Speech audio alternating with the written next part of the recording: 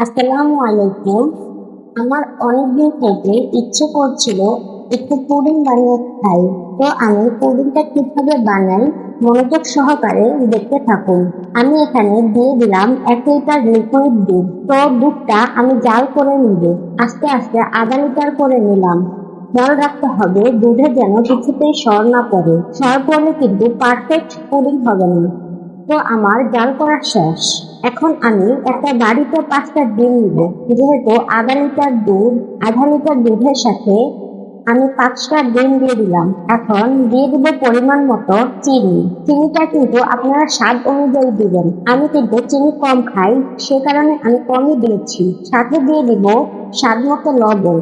লবণটা না দিলে কিন্তু ব্যালেন্সটা ঠিক থাকে না, তাই আমি একটু লবণ দিয়েছি। এটা ছেঁকে নিচ্ছি, আর ছেঁকে নিলে কিন্তু পুডিংটা খুবই স্মুথ হয়। এবার আমি একটা বাটিতে নিয়ে নিব। দিয়ে দিচ্ছি 3 টেবিল চামচ চিনি, আর এটা দিয়েছি ক্যারামেল তৈরি করার জন্য। চিনির সাথে দিয়ে দিব হালকা একটু পানি, তাহলে কিন্তু সহজে ক্যারামেলটা হয়ে যাবে। অনেকে চিনি এমনি দিয়ে নাড়তে থাকেন, এতে করে কিন্তু ঝামেলা হয়ে যায়, আর ক্যারামেলটাও হতে অনেক সময় লাগে। এখন ক্যারামেলটা সেটিং হওয়ার জন্য একপাশে রেখে দিলাম। এখন আমি চুলোতে একটি হাঁড়ি দিয়ে দিলাম, সাথে একটু পানি। হাঁড়িতে একটি স্ট্যান্ডও দিয়ে দিলাম। এখন একটি ঢাকনা দিয়ে ঢেকে দিব, যাতে করে ভেতরে ভাপ তৈরি হলে পুডিং এর বাটিটা যখন বসাবো তখন খুব সহজে এটা সেটিং হয়ে যাবে। অতিরিক্ত গরমের কারণে ভাপ হয়ে গেছে। এখন আলতো হাতে বাটিটা বসিয়ে দিব। আপনারা খেয়াল রাখবেন, এটা খুব সাবধানে করতে হবে, নয়তো হাত পুড়ে যেতে পারে। তো আমি এটা 40 থেকে 45 মিনিটের মতো ভাপে দিয়েছি।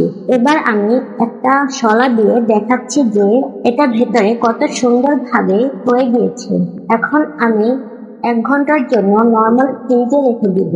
আর ফ্রিজে রাখার জন্য সেটিং হওয়ার জন্য খুবই গুরুত্বপূর্ণ। আমার কুকিংটা ভালোভাবে সেটিং হয়ে গেছে। এবার আমি 4 পার্ট কেটে নিব। আমার কেটে নেওয়া হয়ে গেছে। এখন একটা প্লেট নিয়ে নিলাম। একদম সাবধানে এটা উঠাতে হবে। তো দেখতেই পাচ্ছেন কত সুন্দর হয়েছে আমার পুডিং, আর কালারটাও কত দারুণ হয়েছে, মাশাআল্লাহ। পুডিং এর সুন্দর কালার আনার জন্য ক্যারামেলের কালারটা খুবই গুরুত্বপূর্ণ। আপনি ক্যারামেলের কালারটা যেরকম করবেন পুডিং এর কালারটা সেরকমই হবে। আমার কাছে এই কালারটা অনেক ভালো লাগে, আর খেতে অনেক বেশি গ্রানও পাওয়া যায়। তো আপনারা বানিয়ে নিতে পারেন আমার মতো ঠান্ডা ঠান্ডা একটা পুডিং।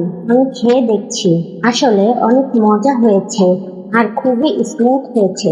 ব্লেন্ডার জারে যখন আমরা এটা ব্লেন্ড করে তারপর এটাকে ছেঁকে নেব, তখন পুডিংটা অনেক বেশি স্মুথ হবে। সবাই ভালো থাকবেন, সুস্থ থাকবেন, আর ভালো লাগলে অবশ্যই চ্যানেলটি সাবস্ক্রাইব করে পাশে থাকবেন। আল্লাহ হাফেজ।